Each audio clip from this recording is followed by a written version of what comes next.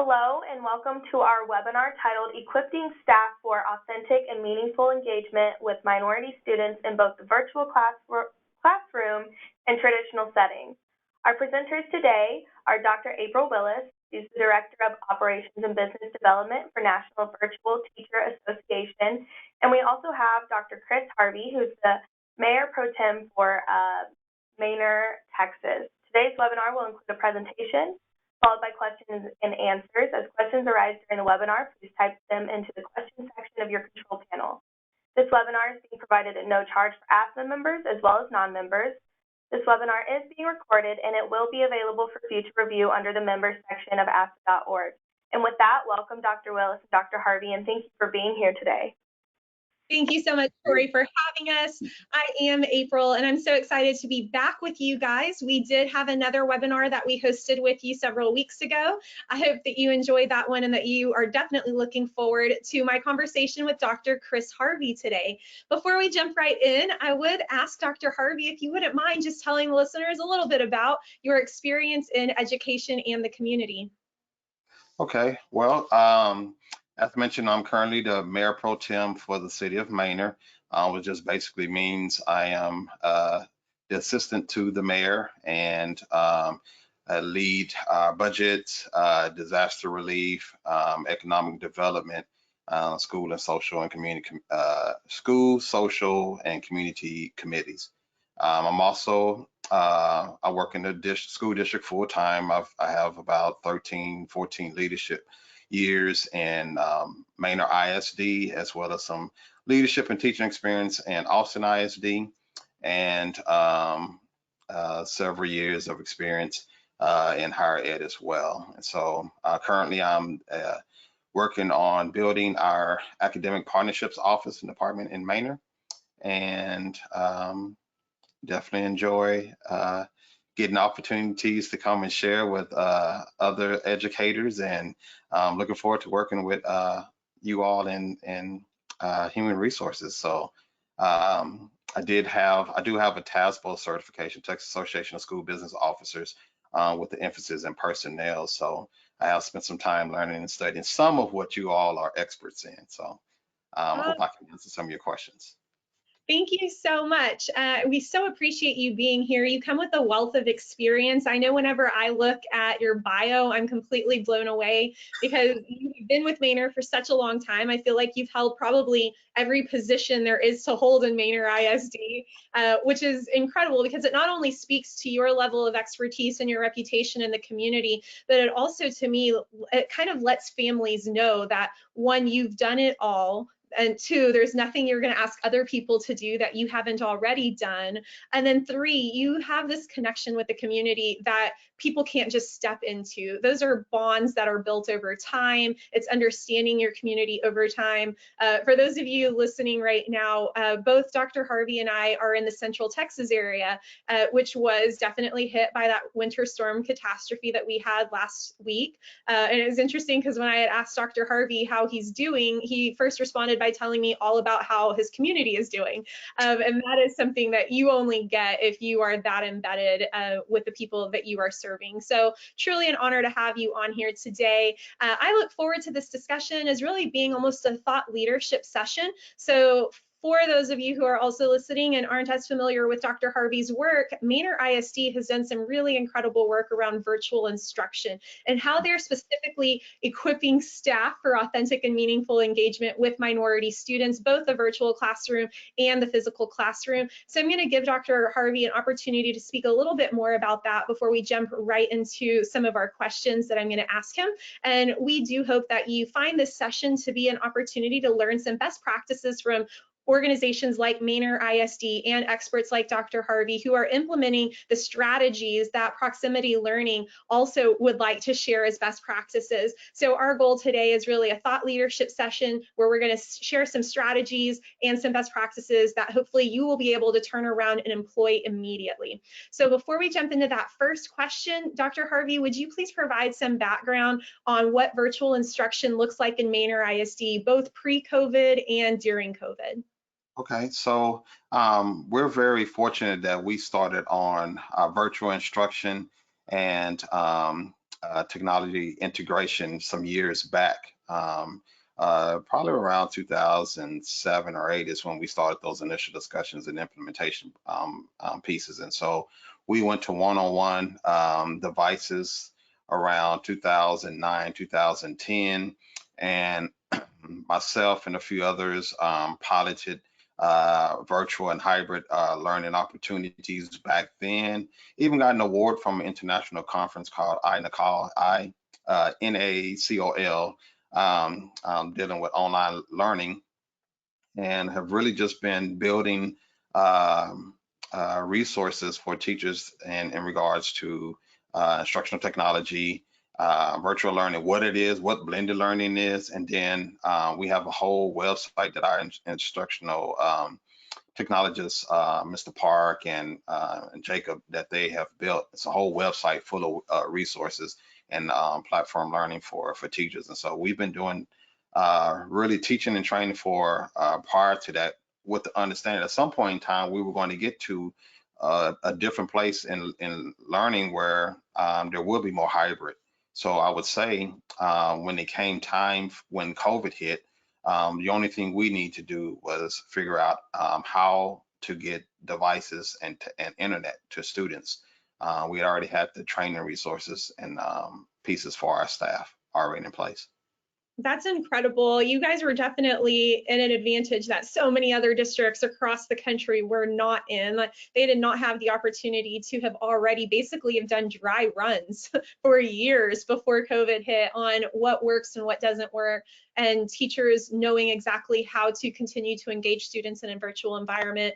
This is really incredible that you had that background and that experience going into it. And I think it probably just really helped your transition when COVID did hit, so that you guys didn't lose as much learning possibly as some of your neighboring districts did. So that brings us to our first question. How has virtual instruction helped level the playing field for students? And so you can speak both pre and during COVID again, whatever makes most sense for you. So I would say now in general, what virtual instruction does is it allows for us to get more time. You know, most of us, you know, been in the classroom at some point in time, or heard about, you know, the limited amount of days to cover the curriculum, where virtual instruction and those technology tools allow us to keep students on pace, but also create opportunities to recover standards that haven't been mastered in the past or even currently. And so we don't have to wait to do interventions at the end of the semester or at the end of the year, which creates staffing issues and master scheduling issues when credits are lost and have to be recovered over the semester or the following year. We actually can intervene now with the technology tools. And so, so that's one piece. And in regards to leveling it is students who have not been able to necessarily understand and grasp the certain concepts from the teachers can now have other materials that come in, or other personnel or experts from the field from another location to teach certain components that might actually help a student. Not specifically thinking about maybe a smaller district that doesn't have the access to special education folks with certifications in content areas, where now through virtual instruction, you can actually subscribe to a software company and then bring in someone that's an expert in that area to work with that student. And it doesn't cost the district a full FTE. And so, is that something that you guys ever really had to explore, or since you built it all in-house, did you continue to maintain all instructors in-house as FTEs as well? Well, when we were initially some years back, we were initially looking at a few of those virtual FTEs, only because we didn't have it was cheaper than a full-time FTE. And we knew that at some point in time we were growing a program, or we were looking at a language that we didn't have, or a computer class that we didn't have. And so it was, and the student request was only for one section. And so it didn't make sense to hire a full-time person for that. And so we were able to use the software application opportunity with a company to bring in an instructor certified in Texas to provide that instruction. That's awesome. Yeah. Proximity Learning is another organization that does that. And so I just love hearing about some of those positive examples, especially like you said, when it comes to foreign language.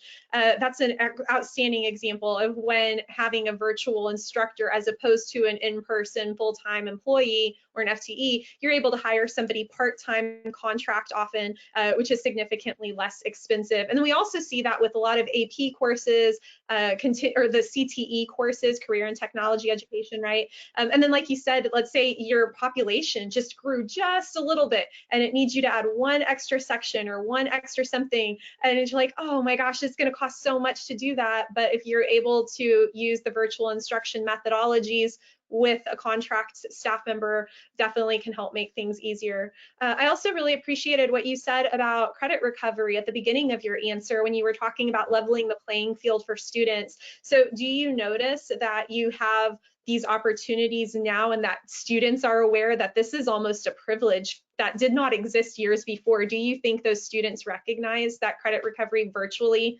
is a newer thing that they should be kind of grateful for because it's going to help keep them on track? Well, I'm not sure that the students necessarily recognize it in the sense because most of the time those students they didn't even realize they were behind in the first place. However, but I know we realize it, or we see the gains in our graduation rate. So we have more students that are in the 4-year graduation rate versus the 5 and 6 year, and then parents are noticing that, right? Because we have less students that are less parents that have been called and saying, hey, and your child might have to take some classes in somewhere, stay, hang around to the fall.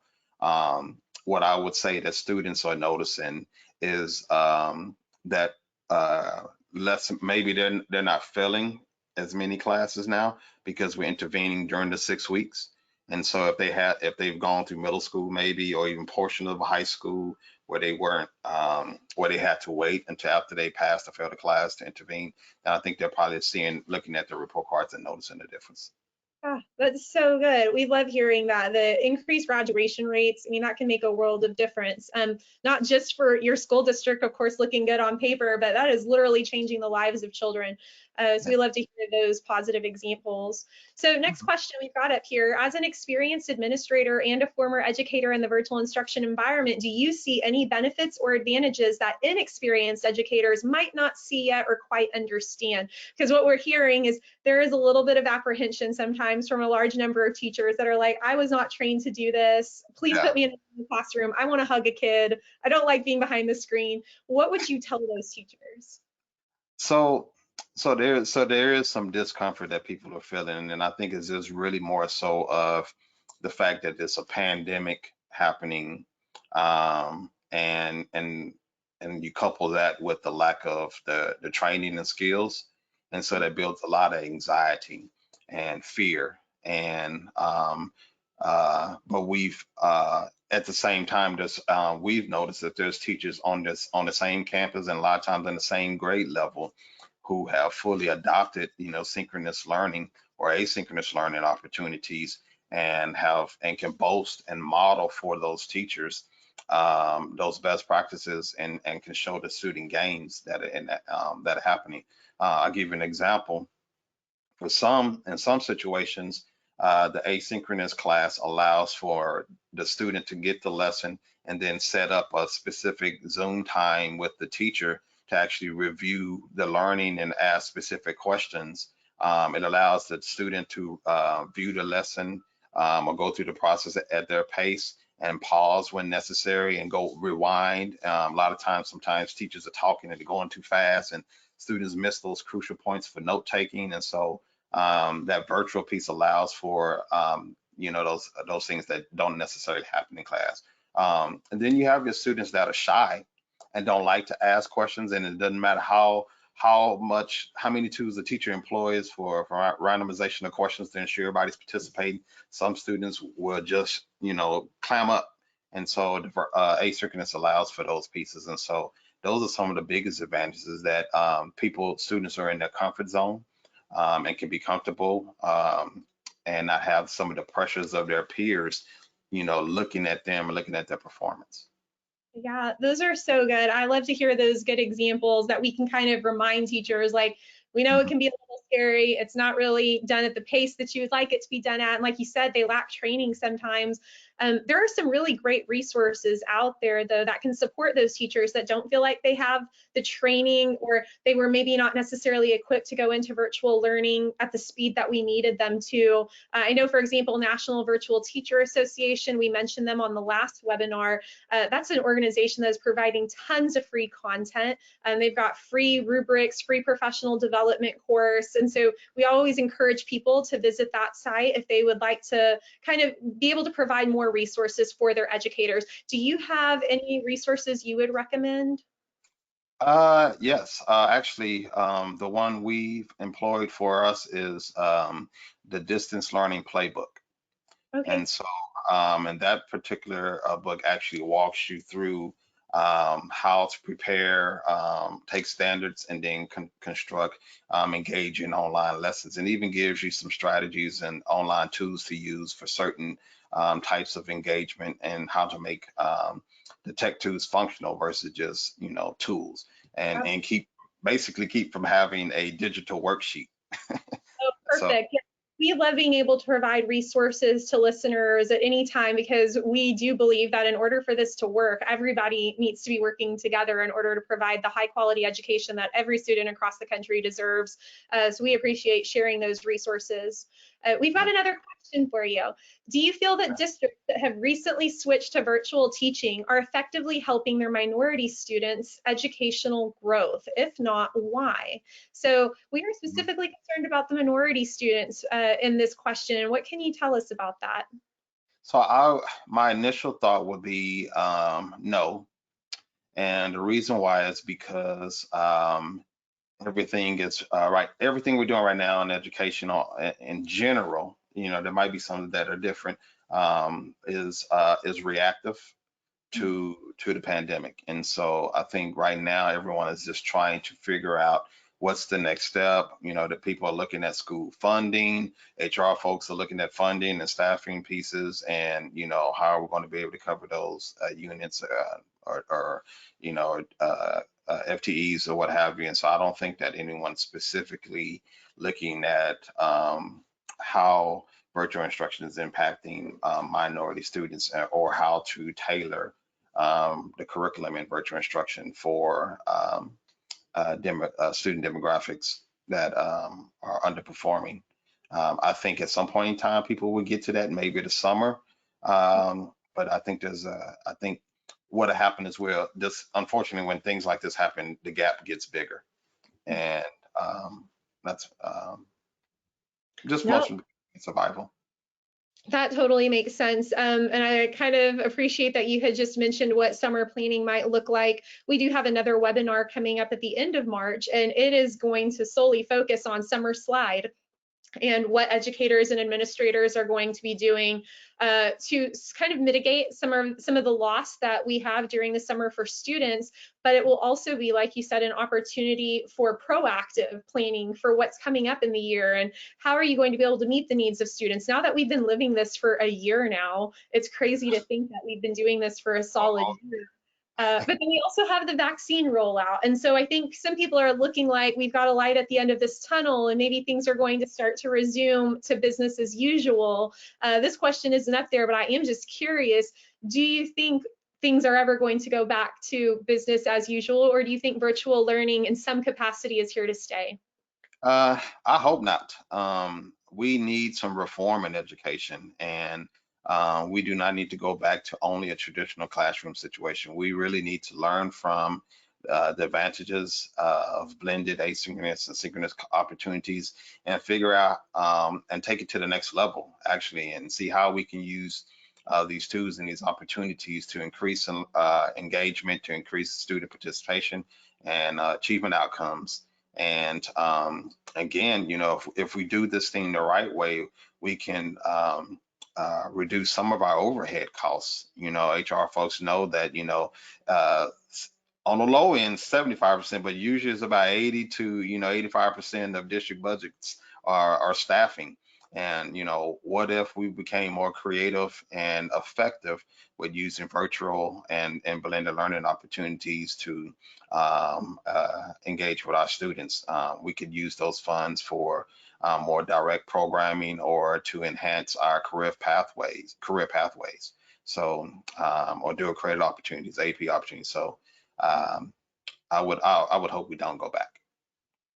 Such good insight. I appreciate that. We've got another question for you. How important is it to have a minority teacher when ensuring equitable instruction to minority students? This isn't limited to just virtual education either. I'm curious on your thoughts here.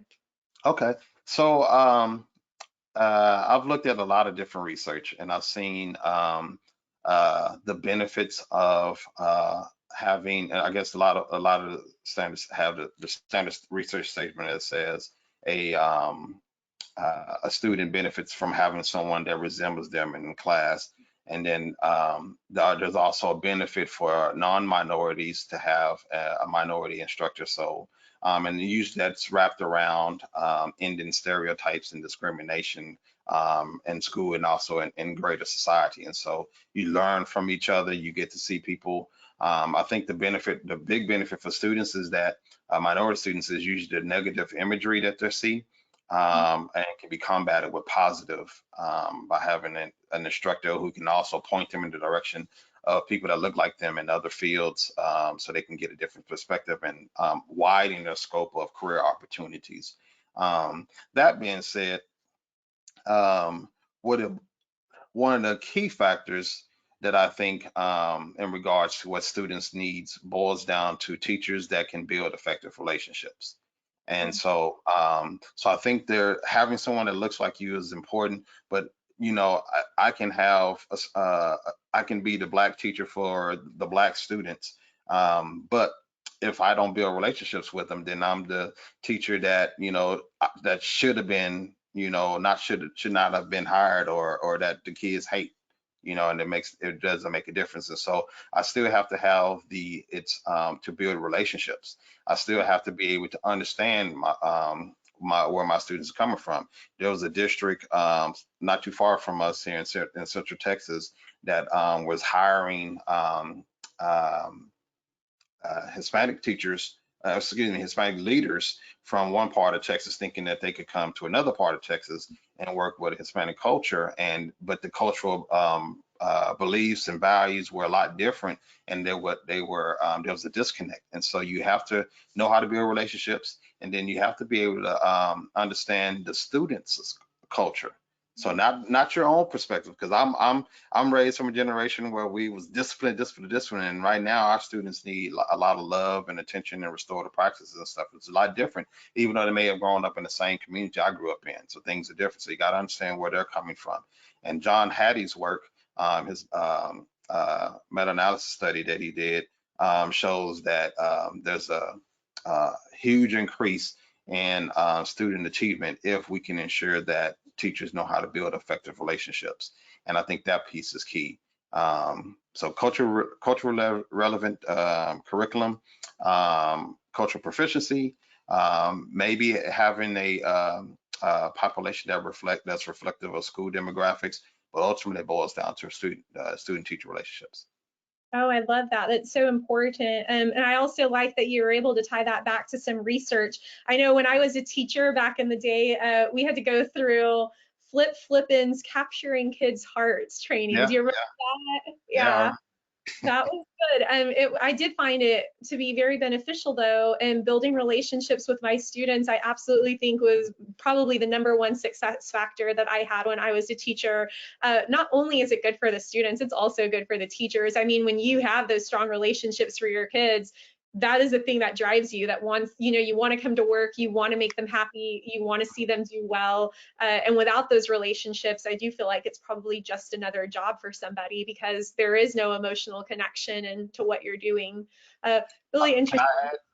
Can I add to that real fast? There was a article I remember reading when during my while I was in UMHB, my doctoral studies, and it was a study down from Houston, Texas, and they went to a predominantly Black campus, high school campus, and They were looking at the impact of a white female teacher on the achievement of Black students.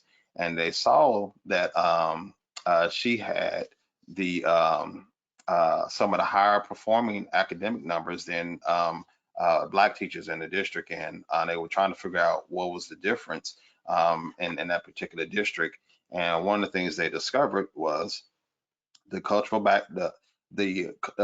awareness of the teacher, the amount of time that she spent getting to understand the student's culture, not appropriating or not playing into it and trying to do too much, as the young people say, but understanding where the students were coming from and constructing curriculum that related to their prior knowledge. And then she built a lot of relationships with them. She was at after school programs, she was at the games, and she was in the community stores and different things like that. They felt like she was a part of their community. And so students related more to her than they did even, a Black female or a Black male teacher. And so it just goes to say that seeing someone that looks like you matters, but if you don't have those relationship pieces and demonstrate that you really care, that you have the heart, that capturing kids' heart piece, if you don't have that, then it won't make a difference. Oh, so good. Okay, thank you for sharing that. I'm glad you added that. Okay, before we go into another question, what I'd like to do here is I've got a really brief video. I think it's like 1:21. I would love for us to just watch this video for around 1.5 minutes, and then I would like to hear what your takeaways are from it. And if you see anything in this video that you can relate back to at Manor ISD, okay? There was an occasion where I had a teacher that had 3 students. One spoke Spanish, the other one was from Taiwan, and the other one was Japanese. And he needed to translate an entire novel. And I said, well, I have this technology here that will be able to translate all of that for you, and you don't have to do anything but just provide a digital copy of that. And then I taught him how to use it. I met with the students and I say, hey, all you have to do is click here. It will do the translation for you, and it will even read it out loud for you. And it will show you the different grammar parts of a sentence. That way you can practice pronunciation, see the definition and the translation of the text. And they were so grateful for it.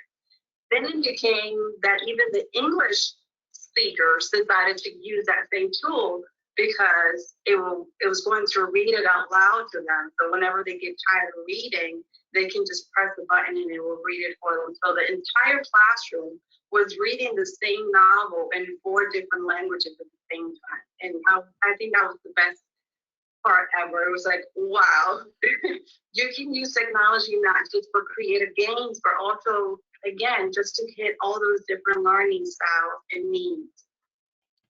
All right, what do you think about that?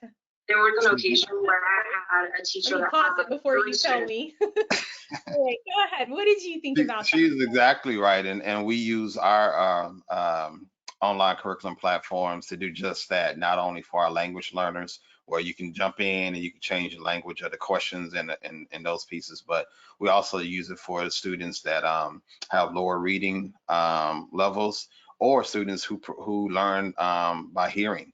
And so it is exactly that. You are able to reach more learning styles. And again, a lot of those platforms have opportunities where it's not only speaking to you, but you can see the transcript.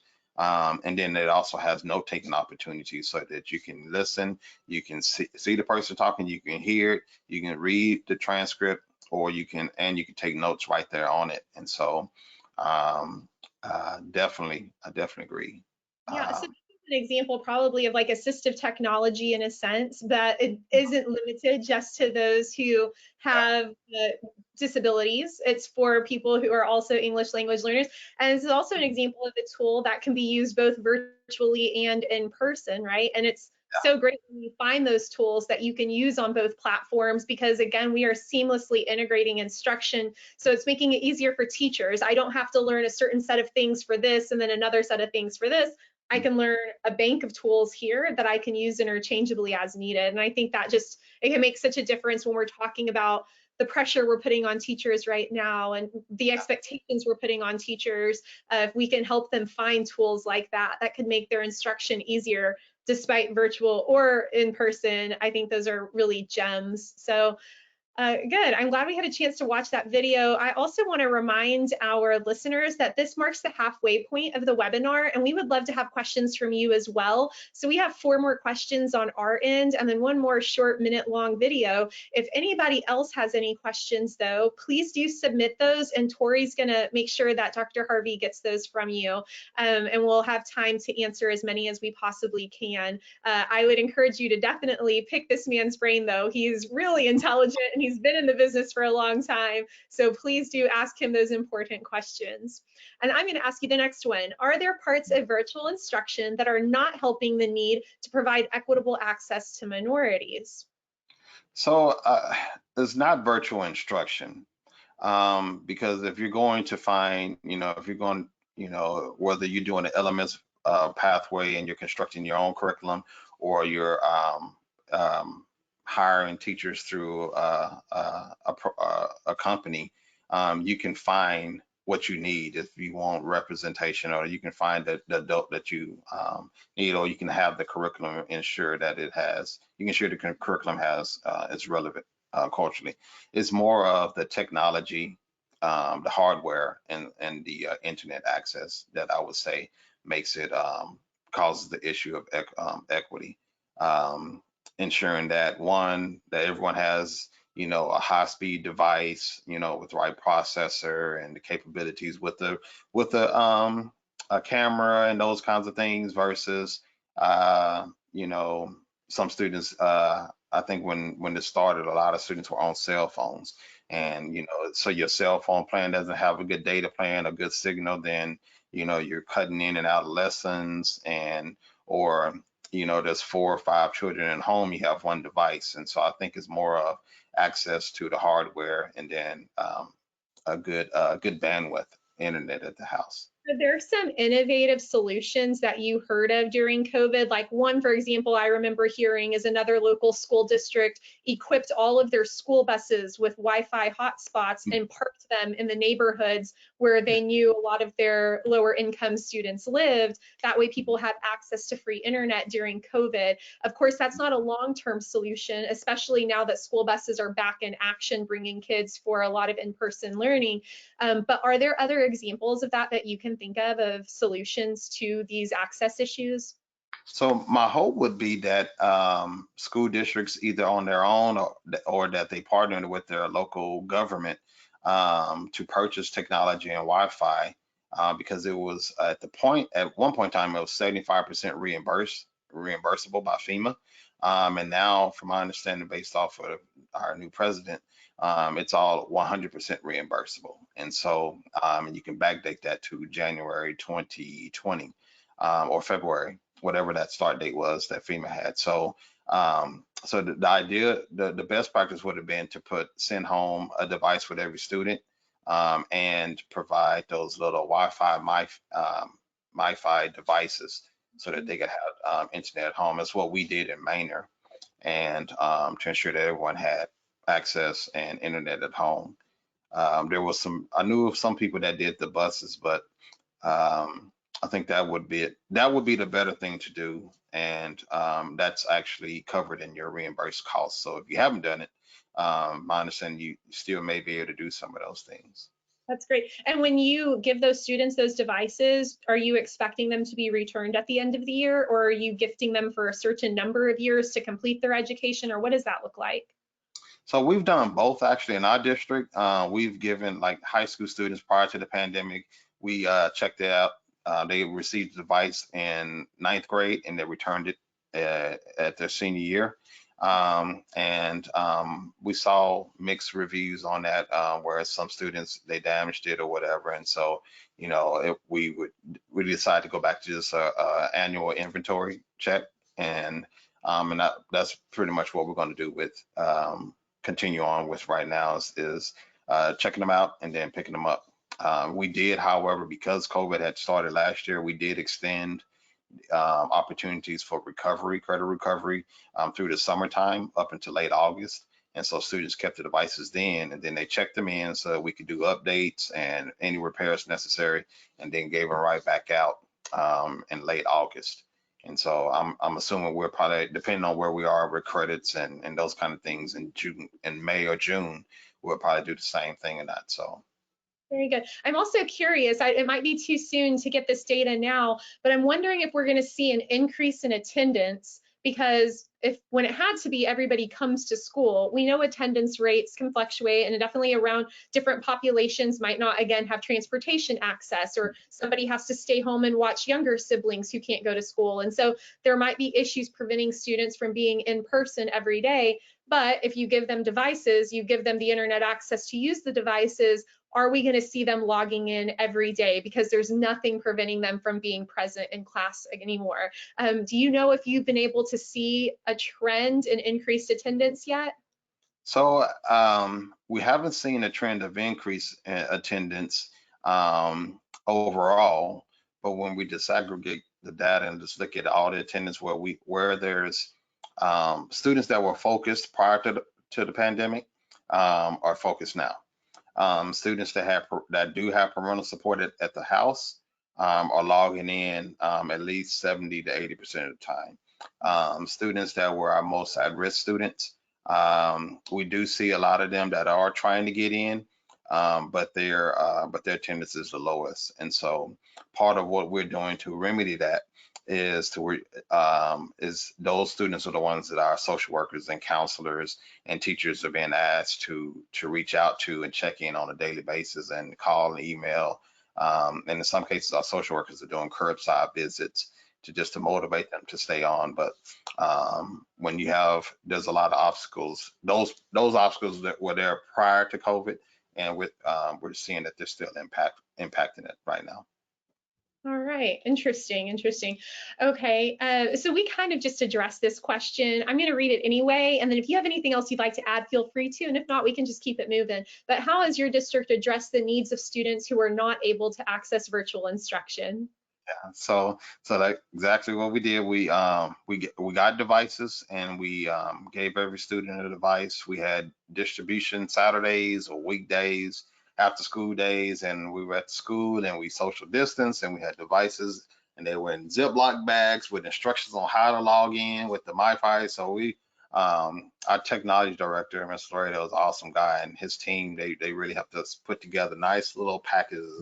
And so parents would just drive up. It was like a little drive-through thing. They would drive in, say who they were, and someone would hand them the package, or they would get out and get off of a table and sign the information on there. And we had all the SKU numbers and stuff logged in, and they would just drive in, pick it up, and go. And so I'm really excited about the fact that we had so many systems already in place to where we could quickly and easily do that for our students. And so I say quickly and easily, but for those of us who weren't directly involved, it seemed quick and easy for them. Like smooth operations for sure. You guys definitely sound like you knew what you were doing, had some good strategies in place. The system sounds like it was really effective. So nicely done there. Have you identified key factors that may increase a minority student's educational potential to enroll in and graduate from a higher ed institution? I feel like this might be a little bit of a loaded question. We could probably spend the whole webinar on this question alone, but maybe a couple of things come to the top of your mind. What would they be? So the answer is yes. And there are a few things that we've discovered have had proven results.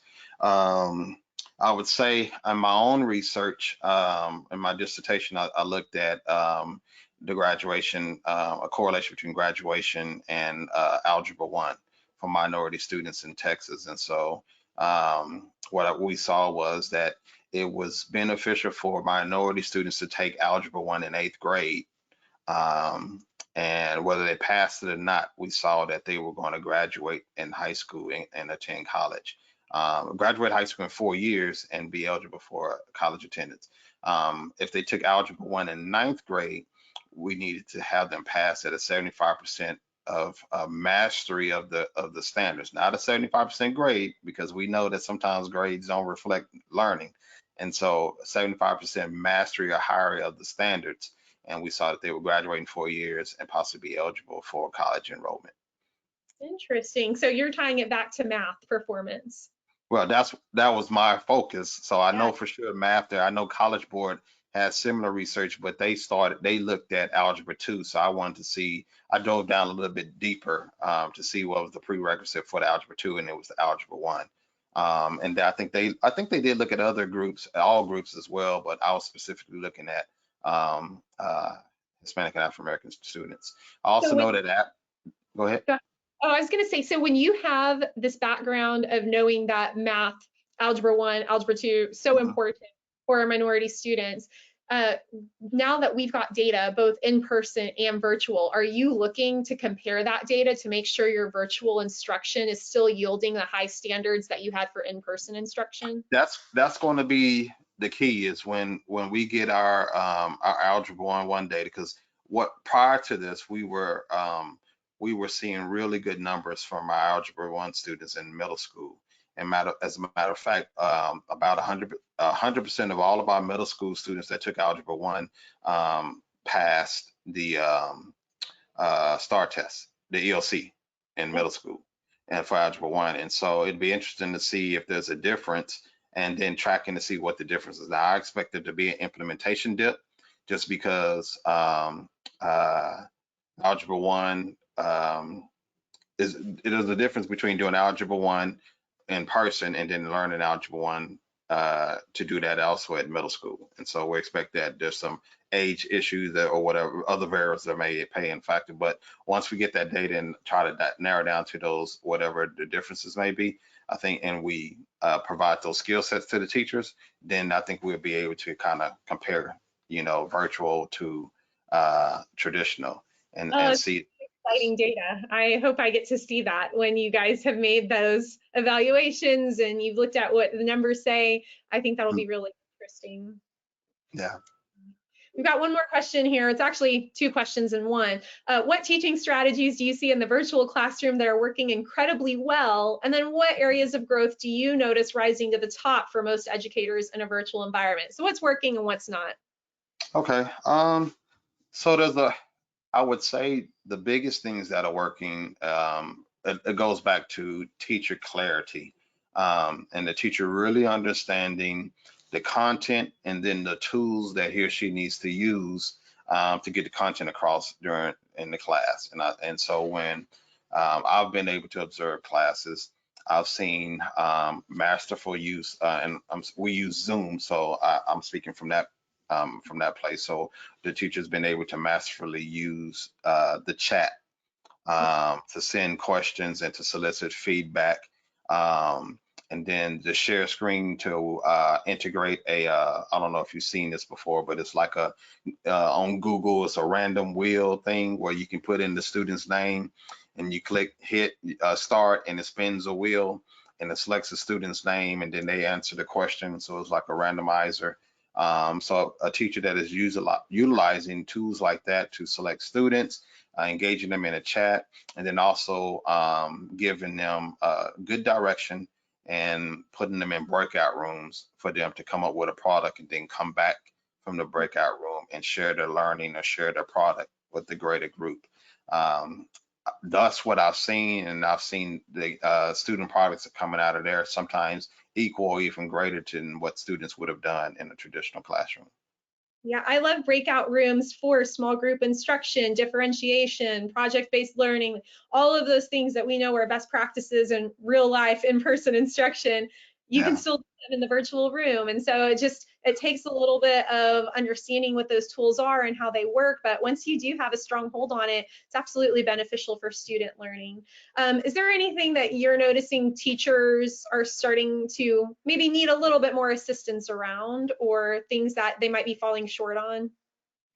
I would say one, particularly in our district, we have a lot of tutorials and training opportunities. So I would say the biggest thing that teachers need right now is just time. Yeah.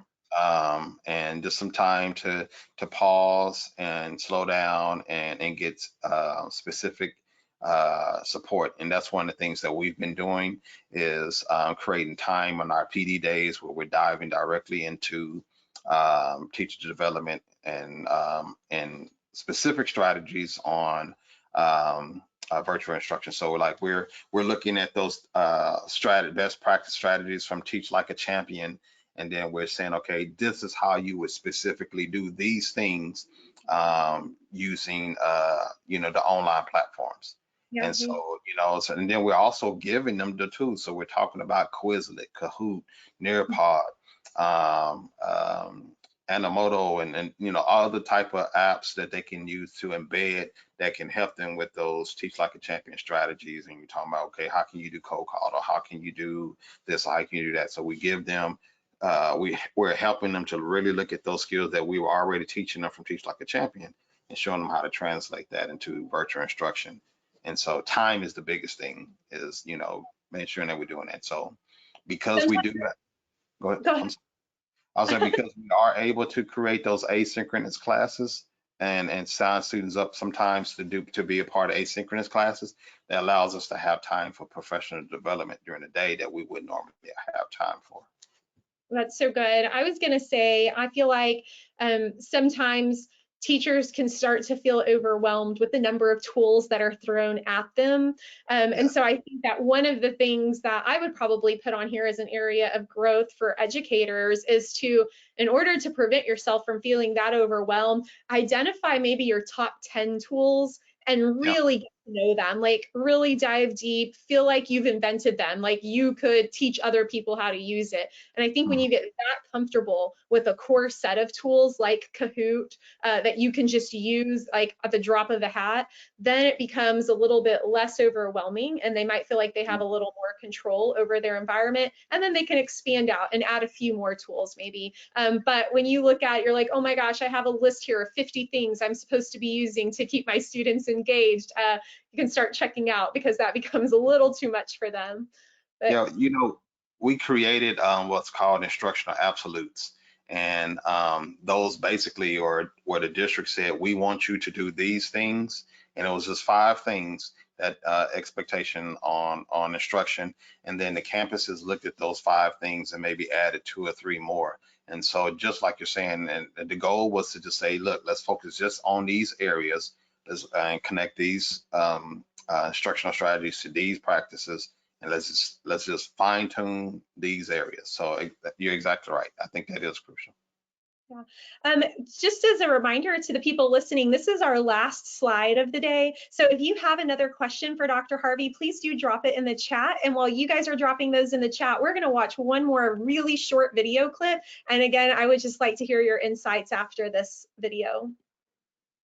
My master's is in instructional design for online learning.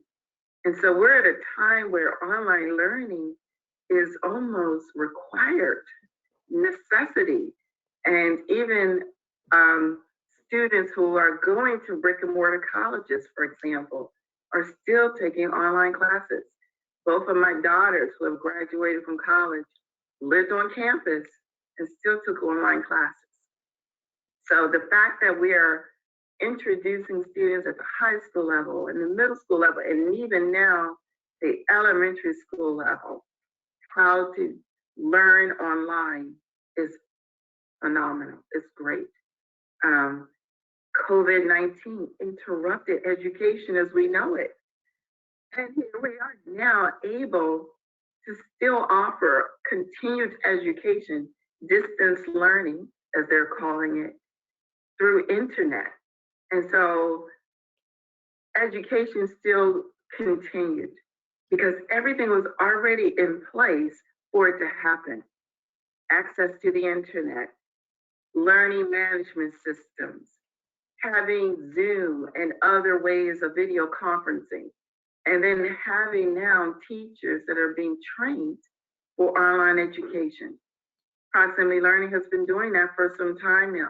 It's a new company, but it's getting better at it every year.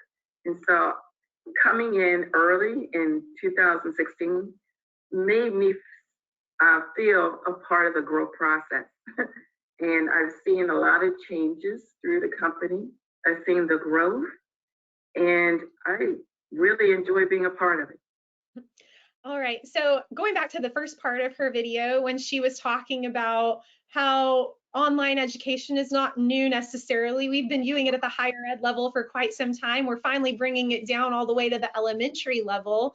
And she thinks it's here to stay. So what are some of your thoughts on that video? Well, I think in some of the conferences I went to back in 2012, there were some other states like Florida that have been doing virtual learning for a lot longer. And they've been on board with a lot longer. And Texas is one of the states that's been the slowest to adapt. And so, yes, it's been around for a while. And it needs to go down to, it needs to be K-12. And, we need to ensure that we're exploring how we can not only do instruction, but interventions, even professional development. I'm not mistaken, a lot of what we do now in blended instruction, blended learning came from IBM, and they were using it from a capacity of professional development. And so there's a lot of things we can do to save costs and increase efficiency by using virtual learning or blended or hybrid learning opportunities. Yeah, for sure. Well, thank you so much. Those are all the questions we had for you today. I've got one question here in the chat. Somebody had gone back to, they had asked if you had used your third-party service to provide your virtual instruction, and you had mentioned that you did do that. And their follow-up question was, what was your experience with that third-party service? It was a good experience. Well, we were in the bind because we had student requests for a course, and we had enough students to make for a section, but we didn't have the FTE to provide that. And so, ideally, when in student first mindset, you want to try to figure out how you can meet that student need versus just saying, well, hey, y'all can't get to class. And so because of virtual learning, we were able to, and I would say years before, we would have been like, sorry, you can't have the class because we don't have anybody to teach it. But now we were able to have that one teacher come in and provide that class. And typically you just need a place for them to learn safely, whether it be in the library or with an aide to monitor the class, take attendance, and kind of go from there. So I think for our state, Texas Education Agency outlines all the little rules that you have to follow for that. But our students did well. All of our students passed in those classes. We still have on-ramps opportunities with the University of Texas where a lot of the content is virtual. They're taking dual credit classes from UT professors from the high school campus, but through online platforms. So we have a ton of opportunities like that. Even with our community college, students are taking dual credit classes from the community college virtually. So it works. It works. Good. I love it. As your closing statement, it works. Nicely done, Dr. Harvey. It's always a pleasure speaking with you. Thank you so much for spending your afternoon with us today. Tori, I'm going to throw it back to you. Please let us know if you have any other questions. And of course, please reach out to Dr. Harvey or myself if anybody has, let me pause that again, any questions. These are our emails. We'd be happy to help you or contact you guys in response to any of your questions after this webinar. Thank you so much again, Dr. Harvey, and thank you, Tori, for hosting. Thank you. Good to see you again. Thank you. You too. And I just want to thank everybody for joining us for this webinar today, and to make sure they look out for an email that contains the copy of the presentation. So that completes this webinar. Thank you so much to Dr. Willis and Dr. Harvey for all of our attendees. Bye.